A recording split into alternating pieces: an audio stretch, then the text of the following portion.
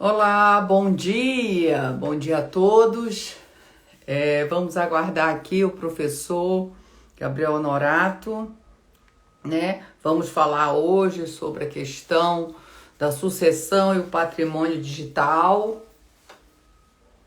E um assunto super interessante, muito em voga atualmente, né? Então vamos aprender um pouquinho mais com o professor Gabriel. Lá, Solange, Pedro Chagas, Flávia, sejam todos e todas bem-vindos. Bem-vindos. Gabriel já entrou aqui. Deixa eu ver Débora Bueno, bom dia. Professora Simone Tassinari está dando um oi aqui pra gente. Já solicitou. Vamos falar então hoje sobre patrimônio digital. Vamos aguardar o professor entrar. Oi, Gabriel. Bom dia. Olá, Daniel, tudo bom? Bom Tudo dia. bom? E você, como é que tá? Muito Estou bem obrigada. também. Como é que tá Eu essa percebi terra agora que aí? esqueci de trazer o fone de ouvido, Tá me mas acho que ouvindo? está dando para ouvir bem, né? Não, eu tô te ouvindo bem. Você tá me ouvindo? Estou, perfeitamente. Tá bom. As pessoas, tá todo mundo ouvindo bem? Leonardo, o pessoal tá entrando aí. Gabriel, como é que tá o tempo por aí, por essas terras nordestinas? Então, de acordo com o ministro da Saúde, deveria estar nevando, né? Mas estamos aqui nossos 30 graus, 32 graus, calorzinho bacana para ir para a praia, não tanto para vir para o escritório, né? Quando a gente vem com essas vestimentas todas, mas está um clima agradável. E Ah, por que bom. aí? Professora Ana Carolina aqui nos prestigiando, muito obrigada. Lincoln. Bem, primeiro, Gabriel, queria muito te agradecer a sua disponibilidade. Espera um instantinho só, um momento só.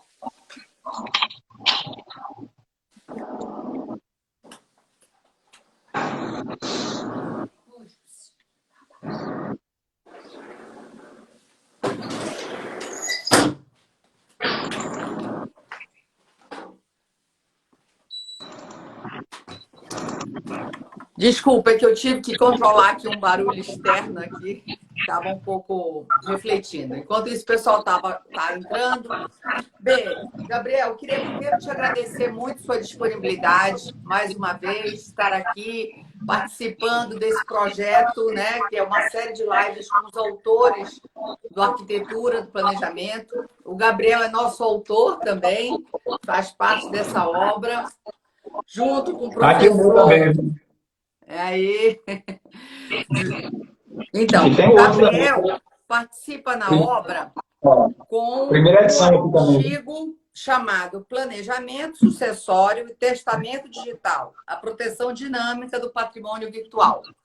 Lógico que aqui a gente fez um recorte mais para a temática, que é sucessão e patrimônio digital, e ele tem essa coautoria com Adriano Godinho, né? E eu acho muito bom o espaço do arquitetura. Na época você estava com a sua dissertação de mestrado, né? E, Isso. e aí a gente também cria espaço. Lilian Leal também, na época, tinha acabado de defender. Está dando um pouco de eco aí, eu acho, não? Aqui não, para mim não. Aí tá dando para você? Eu, parece que a sensação que é como se estivesse numa caixa externa. Pois é, eu esqueci de trazer meu fone de ouvido. Não vou ter como me ajudar em Não, relação a isso. não, vamos seguindo. Eu queria apresentar o currículo do professor Gabriel. O professor Gabriel é mestre em Direito Econômico pela Universidade Federal da Paraíba, pós-graduado em Direito Civil e Processo Civil pela Escola Superior da Advocacia, Seccional da Paraíba, advogado, consultor jurídico e militante, advogado militante aí na área de família, sucessões e tantas outras. Então, Gabriel, Perfeito. falar, hoje tanto se fala, né, em questão patrimônio digital, bens digitais, é um assunto muito... Inclusive, a professora Ana Carolina Brochado falou sobre a herança digital no primeiro congresso virtual do Arquitetura do Planejamento Sucessório, e tantas pessoas têm aí falado sobre a temática. Mas aproveitando e já fazendo uma contextualização, na verdade, porque o nosso direito das sucessões está extremamente engessado, né? O nosso direito, que eu falo, direito das sucessões brasileiro, com uma temática tão moderna, tão atual, né? Como é que seria? Eu acho que é importante contextualizar uma coisa tão nova que já para a questão sucessória das demandas dessa sociedade, das famílias atuais, já está sofrendo muito em relação a isso, né? Então, eu queria que você começasse falando assim, o que são os bens digitais, porque nem todo mundo é dessa área. Então, o que é esse patrimônio digital? Passo a palavra e, mais uma vez, agradecer pela oportunidade de você estar aqui dividindo aí com os nossos participantes um pouquinho do seu conhecimento. Perfeito. Satisfação a minha, Dani, participar aqui da sua live. Sua live que tem trazido gente de muita referência, como a Simona Tassinari, que eu vi que entrou aqui, a professora Ana Carolina Brochado também, que eu sempre gosto muito de escutá-la, sempre gosto muito de ouvi-la, e também sobre a herança digital.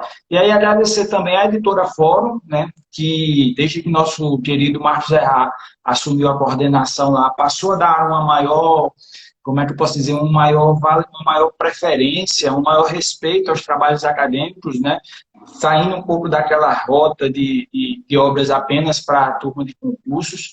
Eu acho que isso é muito bacana, e parabenizar e agradecer muito a você também tendo tanta gente de referência, como a própria querida Ana Carolina Brochado, me deu a oportunidade ali, ainda recém saindo do mestrado, de publicar um artigo sobre esse tema que eu gosto tanto, que é a herança digital. Então, quero agradecer muito também a oportunidade de estar aqui e todos esses pontos que levantei. Quando a gente fala sobre a herança digital, quando a gente fala sobre patrimônio digital, a gente parte de uma percepção que está muito no campo doutrinário, está muito no campo hermenêutico, que ainda não trabalhado, não regulado, do ponto de vista legislativo, de modo expresso, porque nosso Código Civil não traz uma disposição expressa sobre o que seria o patrimônio digital. Tinha-se uma expectativa muito grande no Marco Civil da Internet, né, que o Marco Civil da Internet fosse trazer um avanço maior em relação a questões como patrimônio digital, como herança digital. A gente sabe que já tinha projetos tentando regular a herança digital em meados de 2011, se eu não me engano. O Marco Civil só foi aprovado em 2014 e, mesmo assim, deixou a desejar em tantos pontos que seriam bem interessantes.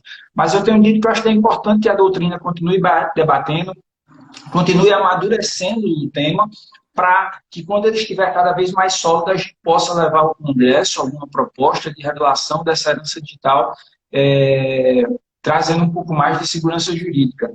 Porque é aquele grande problema. A gente, quando fica no campo hermenêutico, nesse campo que é um tanto abstrato, ele é bastante subjetivo. Então, Gabriel pode chegar a uma interpretação em relação aos bens digitais, Daniel pode chegar a outra. Então, a gente tira um dos postulados do nosso direito constitucional, que é a segurança jurídica, né?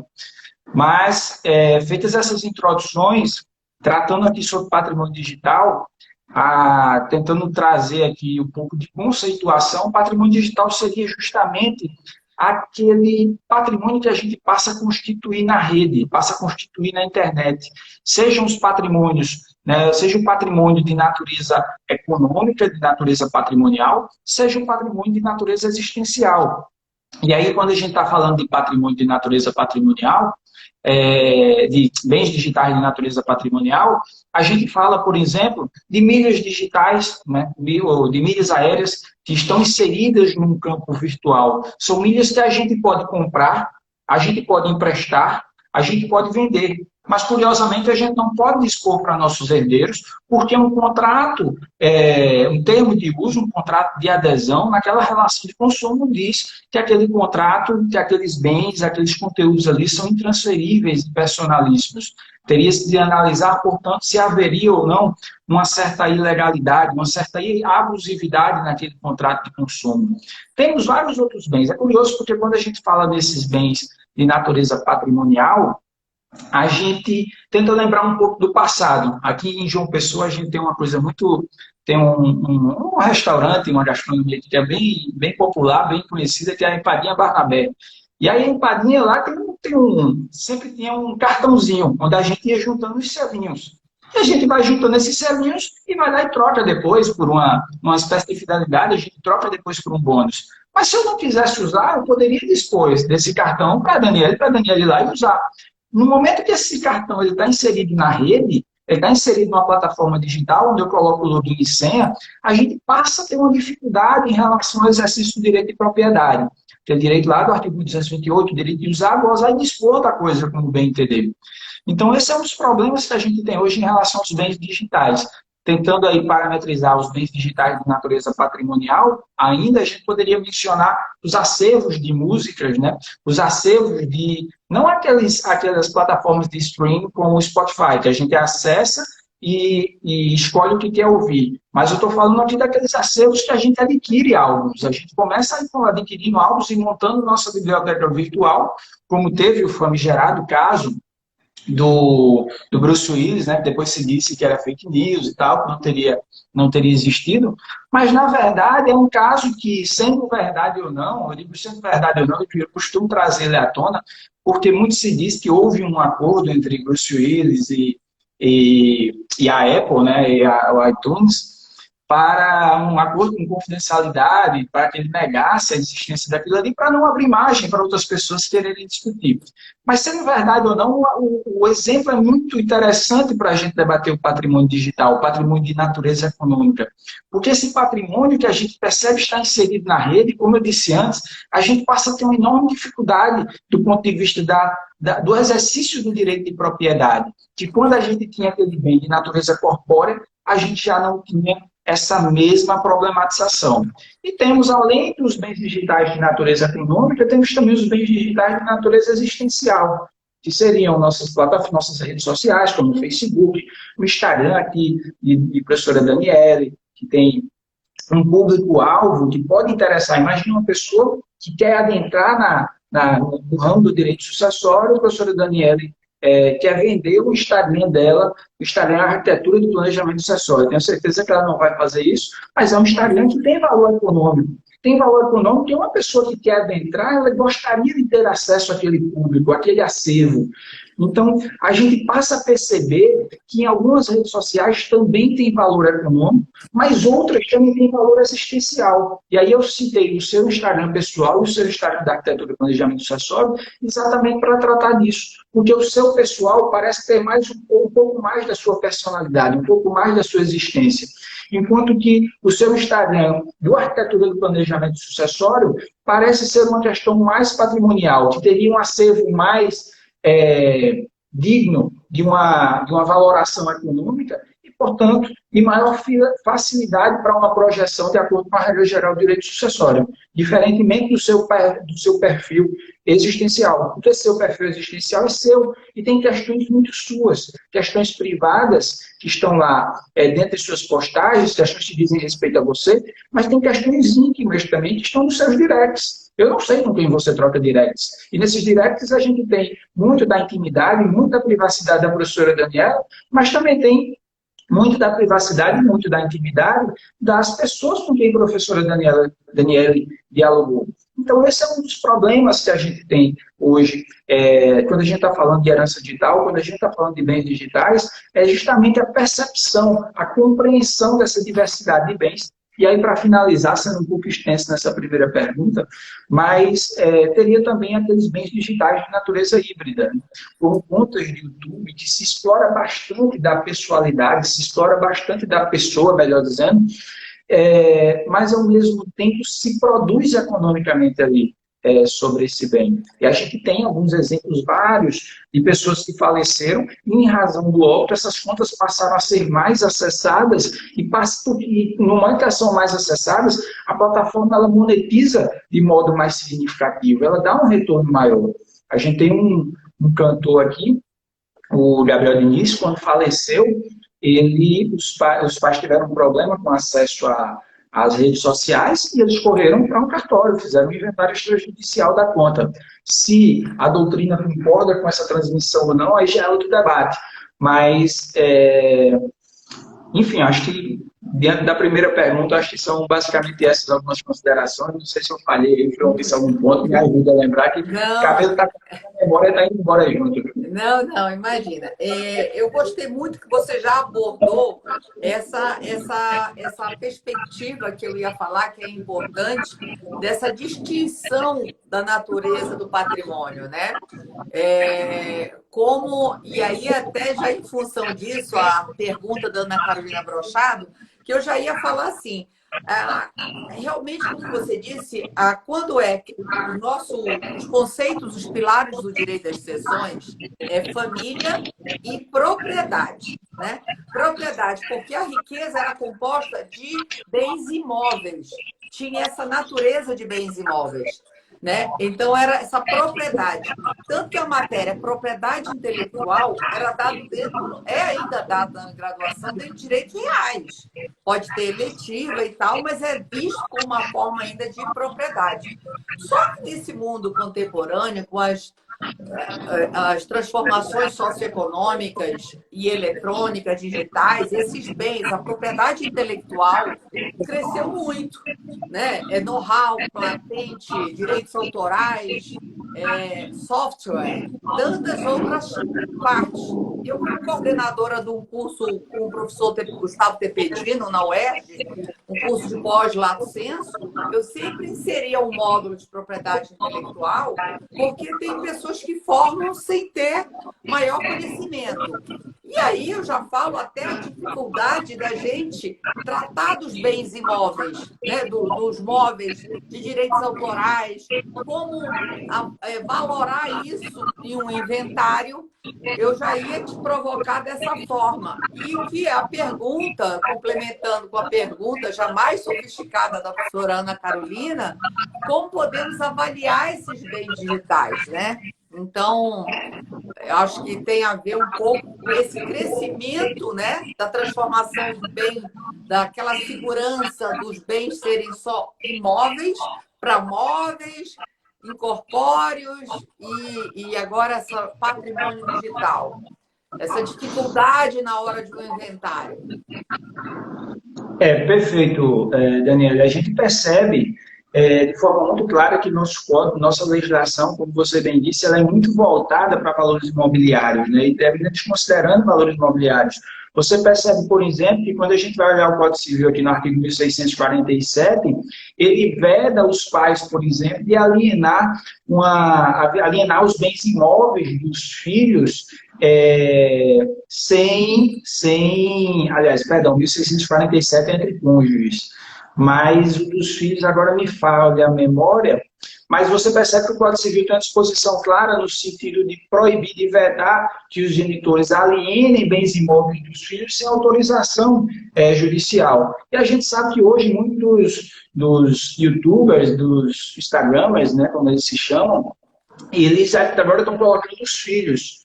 Tem um youtuber aqui da Paraíba que ele tem 5 milhões de acessos no Instagram e o filho já vai com 500 mil acessos. E é uma criança. Mas perceba, de acordo com o Código Civil, para alienação de um bem imóvel do filho, o pai precisaria de autorização, até para que o judiciário, o Ministério Público, se certifique de que o patrimônio do menor está sendo conservado. Agora, para uma conta digital, que muitas vezes vale mais, diga-se de passagem, do que um carro de um alto valor, do que um apartamento, a gente não tem disposição nesse sentido, da preservação, da tutela das crianças em relação a esses pontos. Eu estou, inclusive, escrevendo um artigo sobre isso, depois a gente pode conversar um pouco também, mas entrando na pergunta da professora Ana Carolina, que ela questiona como avaliar os bens digitais. Eu adoraria devolvê-la a pergunta e colocá-la aqui para explicá-la. Mas esse é um ponto que eu tenho uma curiosidade enorme e acho que assim, a gente hoje não tem uma base sólida para tratamento, para quantificação desses bens digitais, né, para valoração desses bens digitais. Mas a gente tem bases, por exemplo, quando a gente, pessoal que atua no mercado da bolsa, atua com uma sistemática de valuation, né, que eles fazem a quantificação das empresas ali a partir não só dos bens corpóreos, mas também dos bens incorpóreos. Isso é uma coisa muito comum quando a gente vai fazer, por exemplo, uma dissolução de uma sociedade empresária. Você vai fazer uma dissolução parcial, você tem ali a apuração de haveres para que os sócios recebam os seus valores, e essa apuração de haveres ela vai levar em consideração os imóveis que estão no nome da empresa, os veículos que estão no nome da empresa, os imóveis que estão no nome da empresa, mas ela também leva em consideração o nome da empresa, a boa o nome da empresa, o valor que já tem no mercado, né? Exatamente, são valores, são bens incorpóreos, mas que têm valor econômico. Então, acho que o caminho para a quantificação desses bens digitais seria mais ou menos por esse trilhar. No YouTube, por exemplo, ele é mais fácil, talvez, da gente avaliar. Por quê?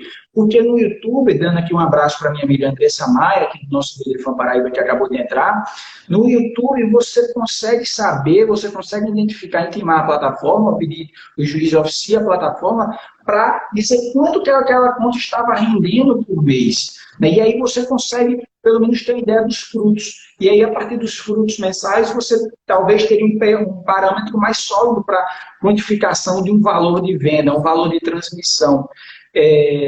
Mas no Instagram, não. No Instagram, geralmente, a plataforma não monetiza.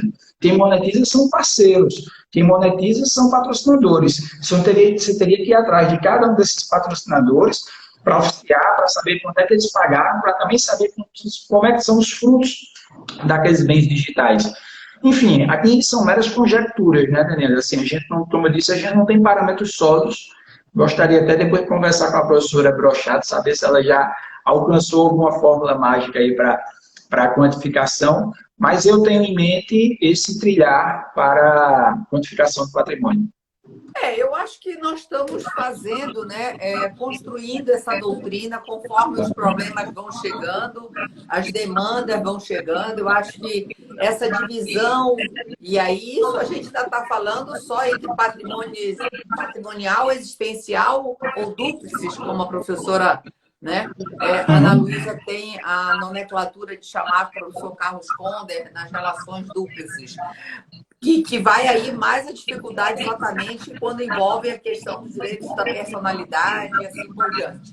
Mas hoje, né, como a gente já tem a dificuldade de tratar da sucessão, aí ela agradecendo, né, tema difícil, com certeza, árduo, como tratar da sucessão, mas também quais os instrumentos. No seu artigo, né, que você trata como testamento digital, a proteção dinâmica do patrimônio virtual, eu te pergunto, o testamento pode-se dispor por testamento sobre todos os tipos de bens, né? Vão ser tratados de formas iguais nessas disposições testamentárias? Então, eu queria até fazer uma ressalva, porque quando a gente fala de testamento digital, pode dar uma dupla conotação. Tanto o testamento sobre os bens digitais, como o testamento ordinário, o testamento tradicional, pela via digital. Que agora na pandemia... É uma coisa nova, né? Então, talvez tenha que começar, às vezes, distinguir, logo fazer essa distinção. Porque na atualidade, tanta coisa eletrônica, ele dá mais essa peculiaridade, né? Como em tão pouco tempo vai mudando Perfeito, eu concordo plenamente contigo, Daniela. Eu acho que esse ano, especialmente, a gente teve uma grande reformulação do direito, né?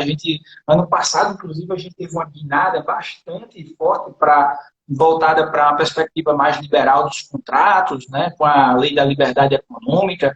E nesse ano, agora, tivemos um freio de arrumação e voltamos para a perspectiva mais social dos contratos e dos instrumentos do direito. Isso é importante de ser lembrado. E é importante também de ser lembrado justamente essa questão do testamento digital de poder ser realizado pelas plataformas digitais hoje, pelo notariado e outros caminhos lá que o nosso sistema notariado oferece. Mas eu penso que é possível, sim, fazer disposição dos bens digitais por testamentos, né, seja os testamentos particulares, seja um testamento público e até mesmo codicilo, com as ressalvas que se deve ter.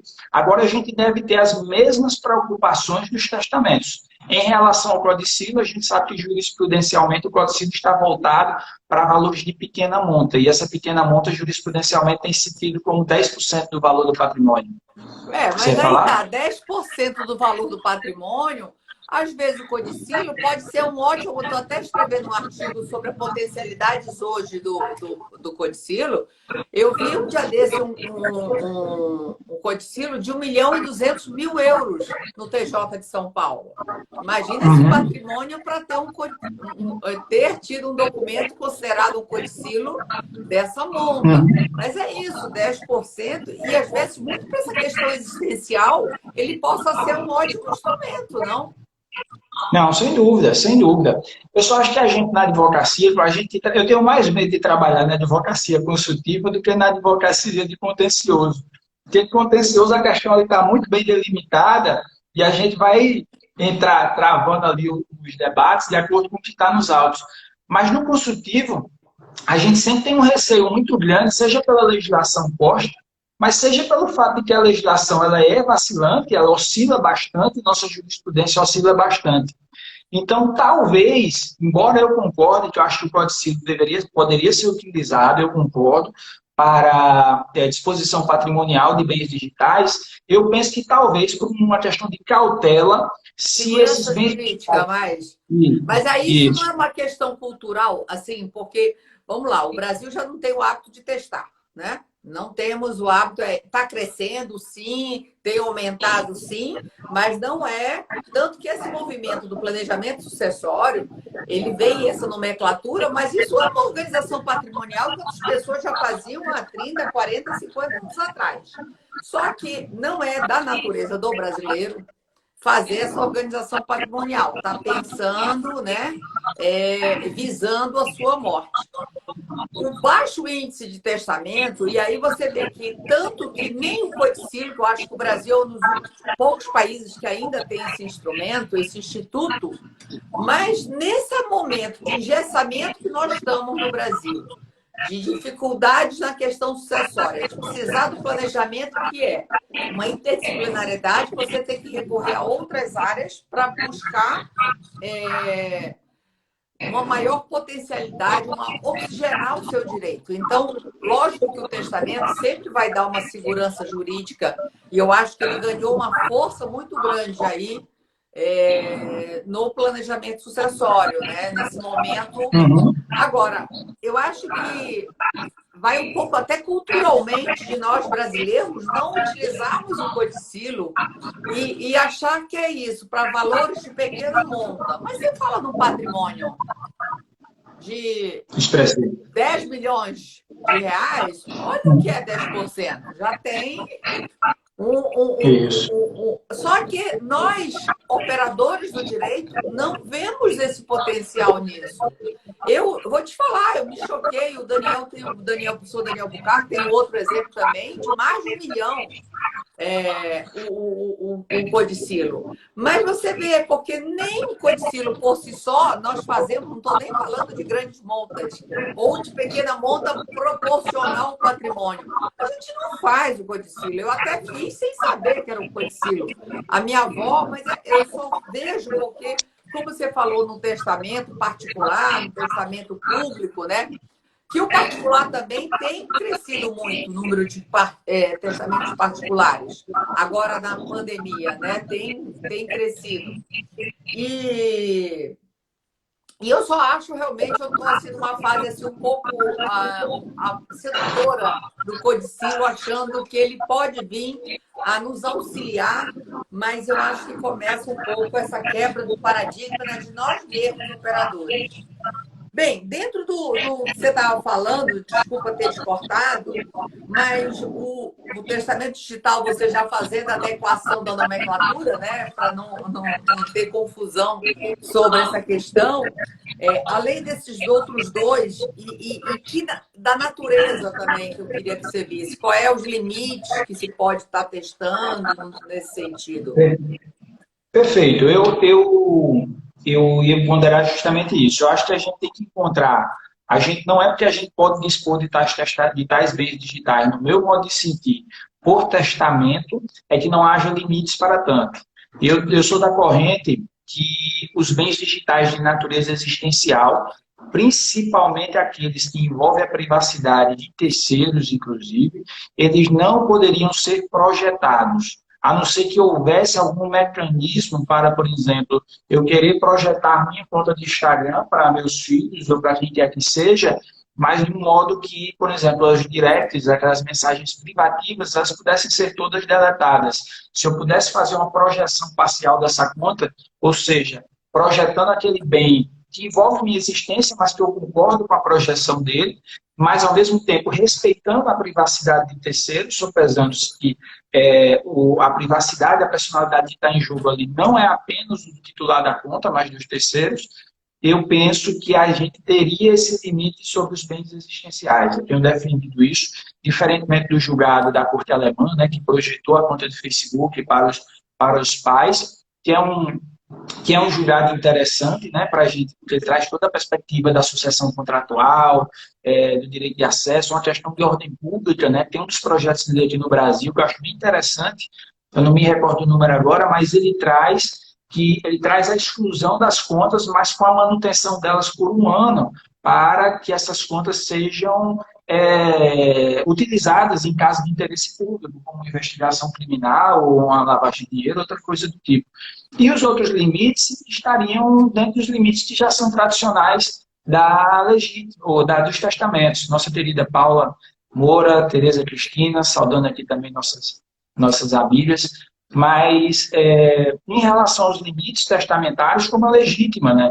A gente, como eu estava dizendo antes, Dani, a gente sabe que hoje tem contas virtuais, tem contas de YouTube, contas de Instagram, que ela vale mais do que uma fazenda bem avaliada.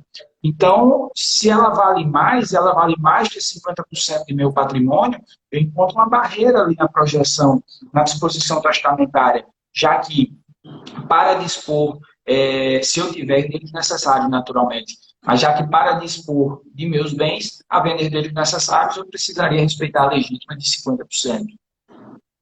Isso mostra a urgência da necessidade de se resolver essa questão, porque não é um problema que está vindo, já está inserido aqui na nossa sociedade, né?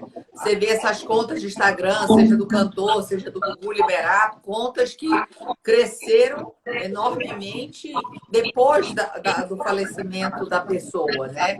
Então,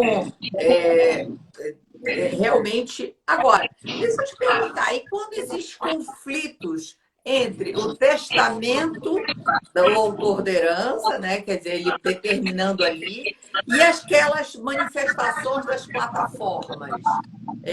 Eu queria saber, tanto quando existe conflito, se tem prevalência de um sobre o outro, se elas podem ser complementares. Fala um pouco sobre exatamente, porque é importante isso. Quer dizer, até a forma contratual dessas plataformas, elas já estão fazendo ali regras sucessórias para o nosso direito, né? A gente sabe que elas são transnacionais e aplicam independente do direito de cada país. E aí, como é que você entende esses conflitos, essa autonomia dessas plataformas estarem regulando dessa forma sucessória? Então, esse é um ponto que eu debati bastante com nossa amiga Lívia Leal, né, que é uma parceira acadêmica, e a gente já teve a oportunidade de escrever algumas vezes sobre o assunto.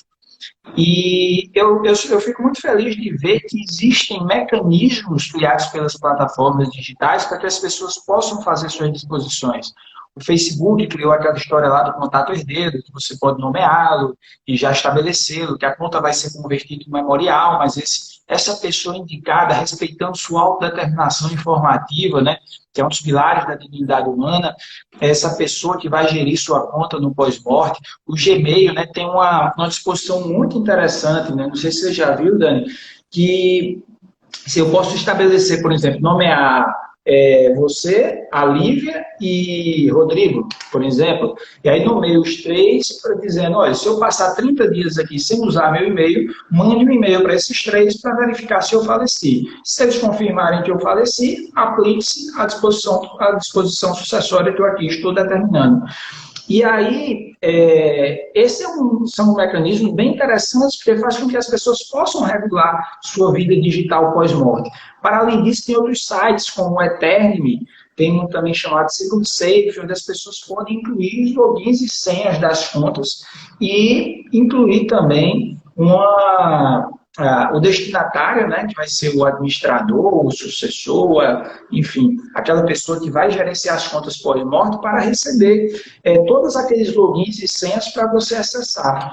Aí a gente começa a esbarrar naquele problema do direito existencial, da privacidade de terceiros, enfim, que a gente já debateu.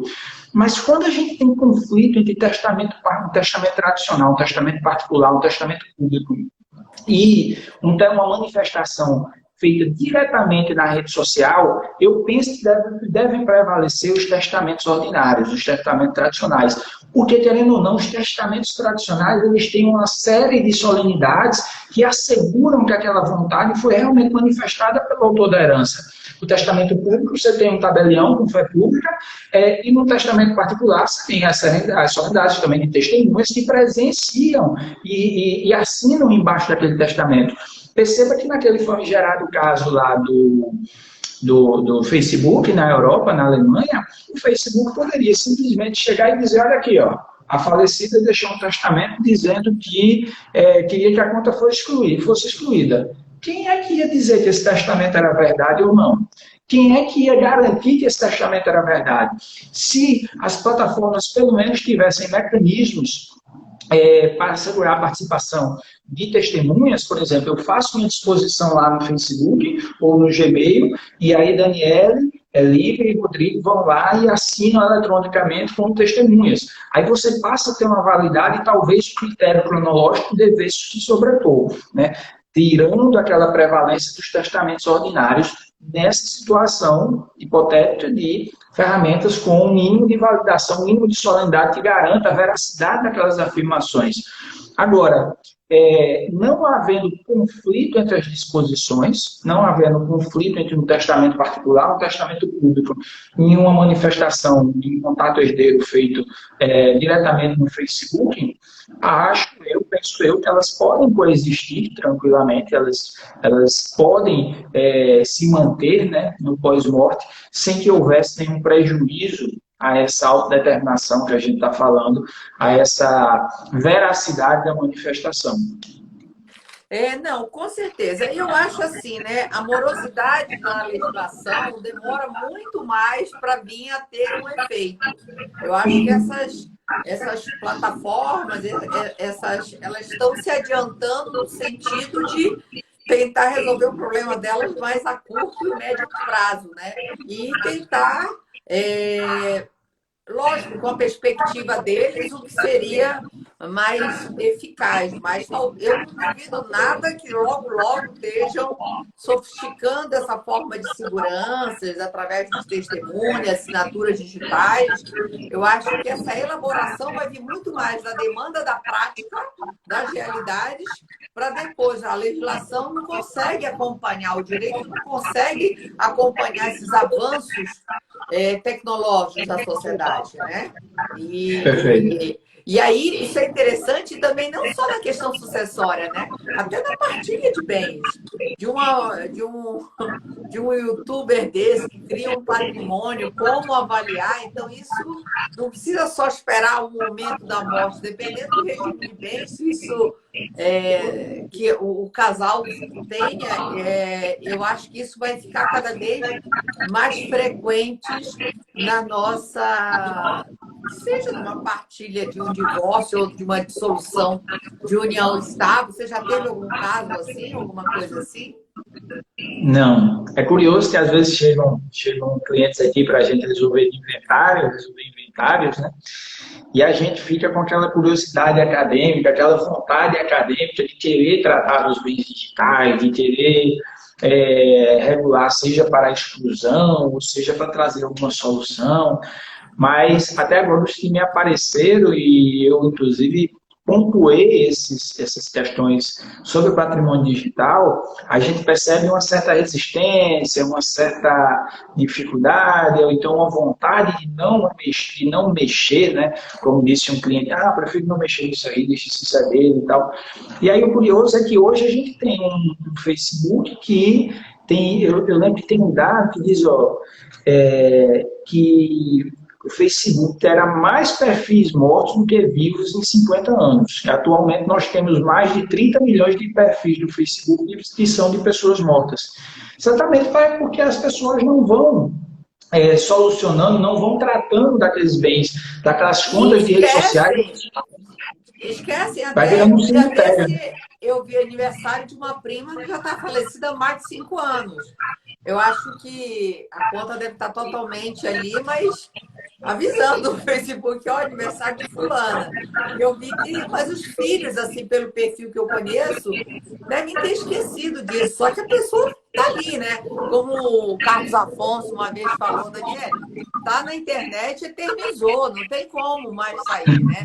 E aí, aproveitando a deixa e a sugestão também da professora Ana Carolina, ela falando que tem um artigo excelente na RBD Civil.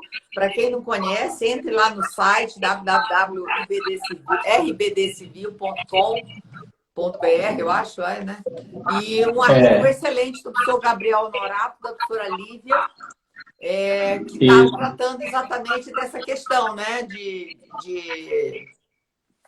Isso, está tratando sobre a exploração econômica dos bens digitais pós-morte. Eu estou vendo aqui, rbdcivil.ibdcivil.org.br. Tá.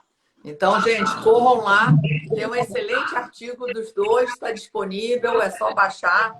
E aí eu te pergunto, nós estamos falando da legislação, da dificuldade de atualizar um tema tão importante.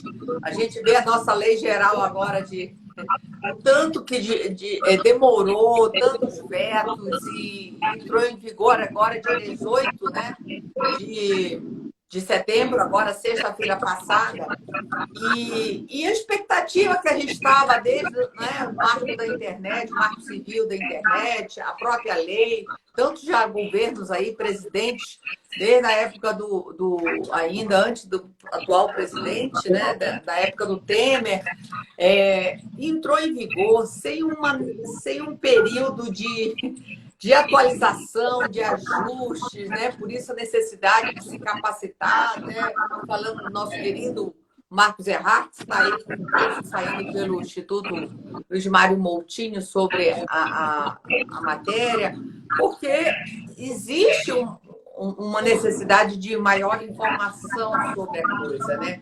E a gente, então, independente de queixas do Estado sobre a legislação disso, e na parte de tributação, como é que envolve essa questão? Como disse o professor Daniel Bucar, nós já temos no Brasil um sistema que ele diz sistema estadual das sucessões, tutelado pela Constituição. No momento que cada estado tem, você não precisa estudar direito comparado, vai lá estudar direito ITD e TCMD, que você tem 27 diferentes legislações no Brasil, né? Então, isso eu sei que a realidade daí é diferente, mas dentro do Estado, como é que.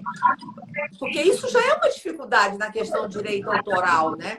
Eu até recentemente, você estava falando de clientes, eu tive uma consulta, até foi para Recife, o caso que a pessoa tinha falecido e residia em Recife, mas me chegou no escritório a irmã que não sabia. O que acontece? A falecida tinha sido compositora e coautoria de uma música que fez muito sucesso. E olha lá, ela sem conhecimento morreu até passando uma certa necessidade no Recife.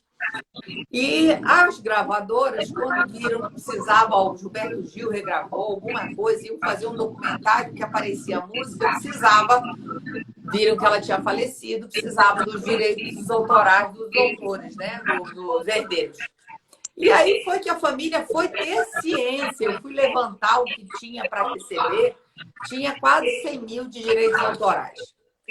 E a dificuldade que é organizar não só o que tinha por receber, mas também essa questão futura, né? E como você fazer essa tributação sobre até entrar em domínio público, né? Quer dizer, é quase que uma administração de um patrimônio que fica, e aí não tinha nada pré-estabelecido, pelo contrário, existia uma falta de conhecimento da própria compositora, né?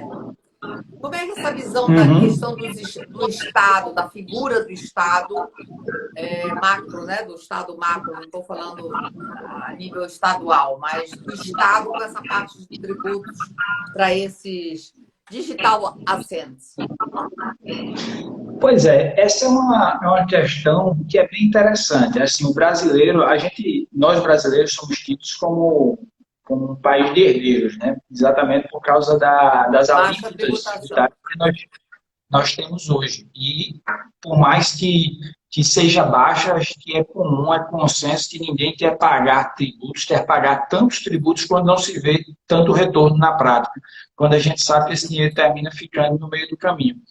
Então, esse é um primeiro ponto que é interessante ser dito, porque as pessoas se preocupam muito com tributação, muitas vezes chegam querendo fazer planejamento acessório pensando tão somente na tributação, quando você tem uma alíquota de 8%, nos Estados Unidos você vai começar com 29%, podendo chegar, se eu não me engano, até quase 40 e tantos por cento de tributação. Lá tem uma diferença porque eles tributam na herança, mas eles amenizam no consumo, né? Isso faz com que se estimule o consumo, estimule a economia.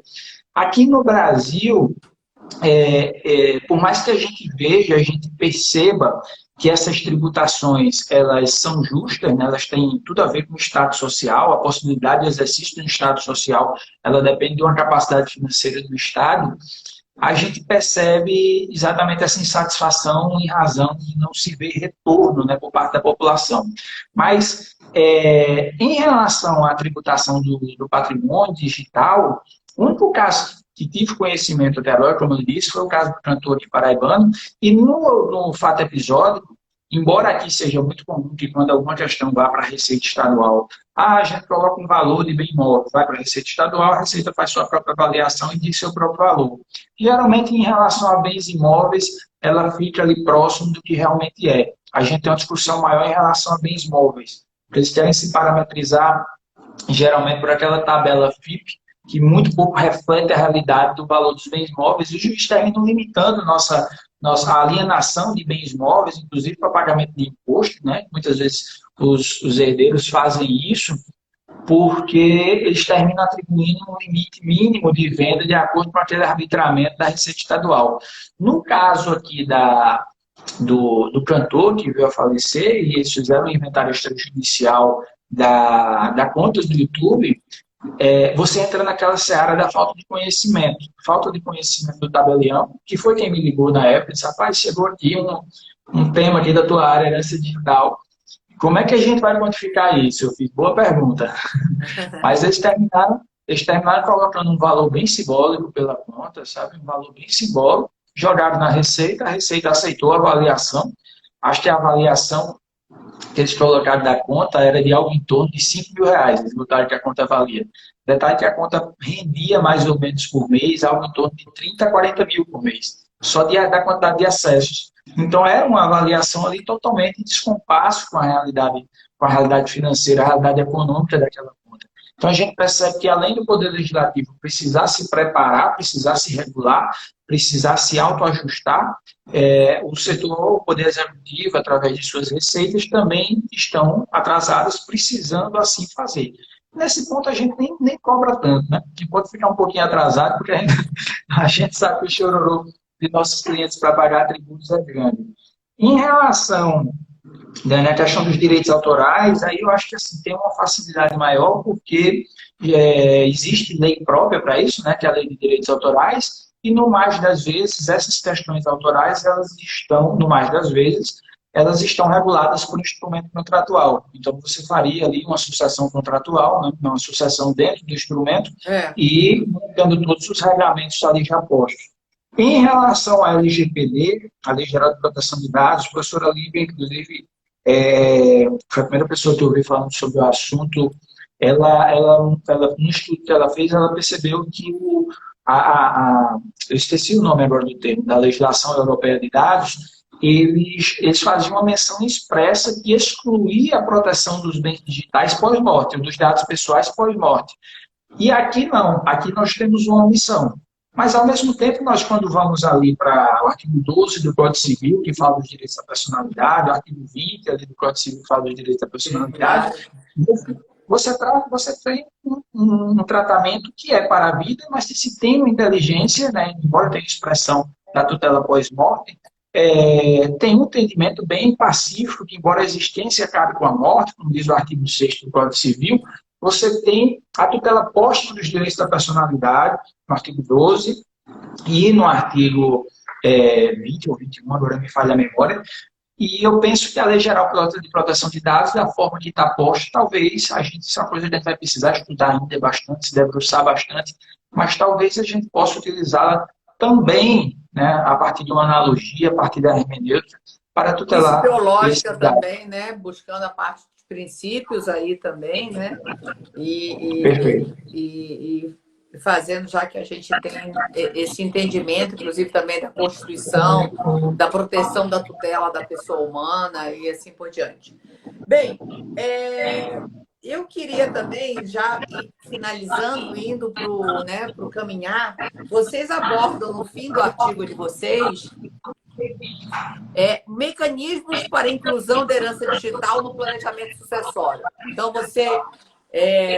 pelo que eu já senti na prática, você já tem até sugerido isso, mas ainda uma certa dificuldade. A gente já sabe que até o planejamento sucessório por si só, as pessoas têm dificuldade, né? Assim, parece, não quero fazer isso, ou isso é muito caro.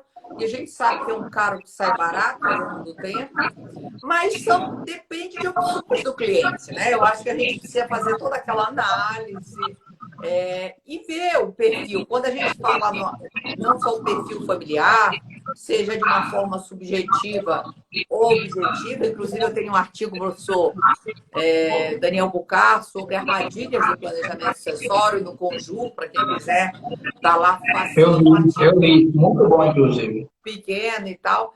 Mas eu vou falando assim, dentro dessa análise, porque a gente precisa ter toda essa análise, mas levantar o patrimônio da pessoa. Aí, lógico, quando você tem um cliente que tem um perfil grande, no caso de bens digitais, seja em moedas criptografadas, ou de um perfil desse que é bem patrimonial, ou sejam de relações duplas que tem a parte, eu entendi o seu entendimento de qualquer coisa de questões de herança, mas vedando a privacidade, preservando a privacidade da pessoa, né?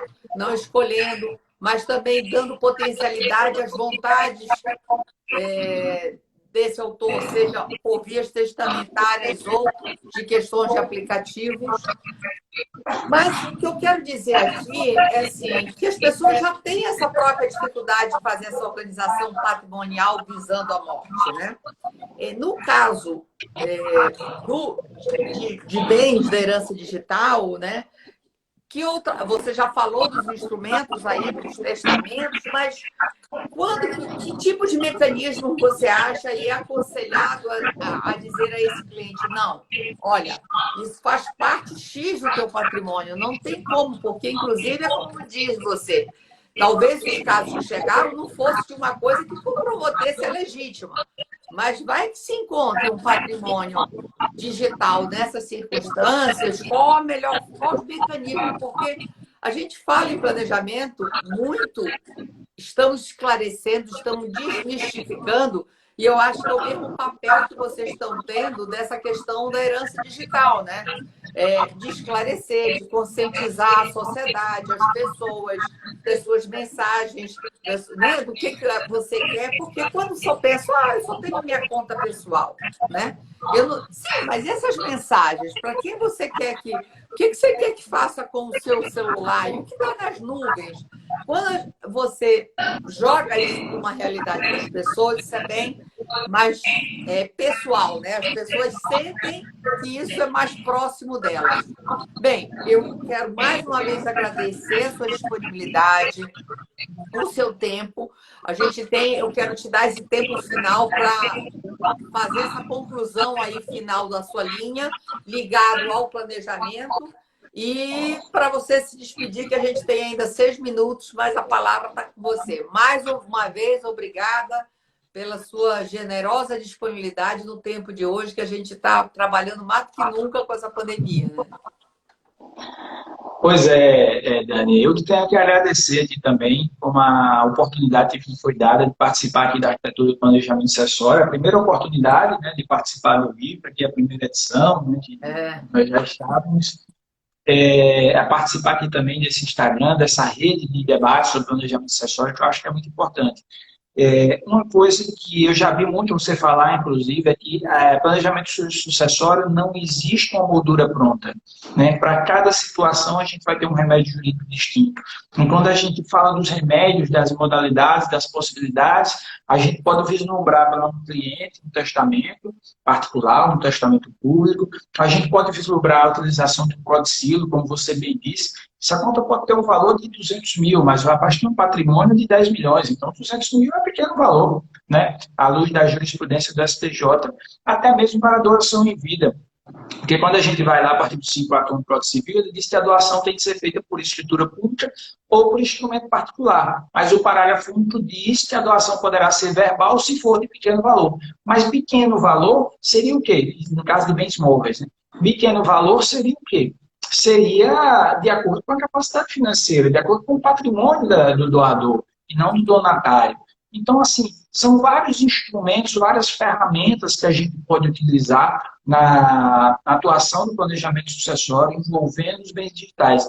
Aí, outra aula que eu tive, somando a esse aprendizado que tive com você, né, é uma coisa que o professor de Toscano também diz muito, que planejamento sucessório ele exige recall. A gente tem que estar sempre fazendo recall a cada 1 ano ou a cada 2 anos, porque as pessoas vão mudando, as pessoas vendem um apartamento, vendem uma casa, compram outros carros, e às vezes as pessoas fazem testamento indicando os bens, né? Então, eu acho que, primeiro de tudo é isso, a pessoa procurar um profissional da área, um profissional da sua cidade, do seu estado, ou então como a internet já facilita, né? Um profissional que possa lhe auxiliar com expertise no assunto. E sai muito mais barato uma consulta que seja até para desmistificar e você ir pensando realmente, que às vezes chega o autor de herança com uma coisa, quando você vai falando dos efeitos jurídicos do que ele queria, não é isso, doutora, que eu quero, né? Então é muito importante isso, né? E sai mais barato por 2 coisas, por economia de tempo e também por economia. Às vezes, a alíquota tributária, a alíquota do ITCMD aqui na Paraíba, por exemplo, para a doação ela é mais leve do que para a causa-mortes. Então, se eu antecipo em vida, talvez eu já tenha ali uma incidência menor de tributação. Eu não teria que pagar custas processuais ou os emolumentos de uma escritura pública de inventário. Então, tudo isso a gente vai sopesar e ponderar dentro de uma consulta antecipada, regulando o patrimônio e, principalmente, quando a gente fala de meios digitais, a gente fala muito sobre a perspectiva econômica, mas a gente também fala muito sobre a existência da pessoa. E, para a existência, a gente tem que respeitar a autodeterminação informativa, tem que respeitar o direito de cada um de se autodeterminar. Né? Como diria o professor Stefano Rodotà, autodeterminação. Isso, o direito de cada um decidir sua informação por onde quer que ela esteja. Mas eu estou vendo que o tempo está acabando aqui, eu queria só agradecer a você, Dani. Muito obrigado pela oportunidade, um beijão para você, um beijo para todos os seguidores e devolvo a palavra para ti. Tá. Não, eu queria também aproveitar e agradecer ao Gabriel, que nós fizemos, eu ficava em cima do Toscano, do Rodrigo Toscano Brito, que é um gentleman. Eu dizia, Rodrigo, vamos fazer alguma coisa lá em João Pessoa, vamos fazer alguma coisa de planejamento, até que eles fizeram muito bem organizados.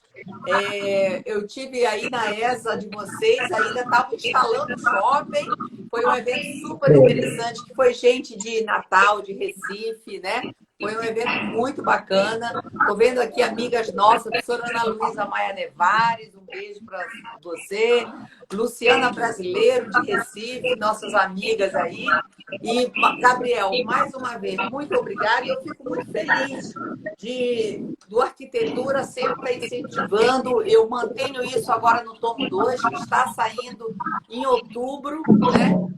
Sempre com novos autores, com autores fazendo esse mix de autores já conhecidos, né? Aí as duas, tanto a Luciana Brasileiro também vai estar no 2, com artigo com a Maria Rita, sobre planejamento e famílias simultâneas. A Ana Luísa também, com potencialidades no planejamento do testamento. Então, vem muita Já coisa quero boa ler. aí. Em outubro já está aí disponível aí para a gente, com certeza. Tá bom? Muito obrigada, Beijo. Gabriel.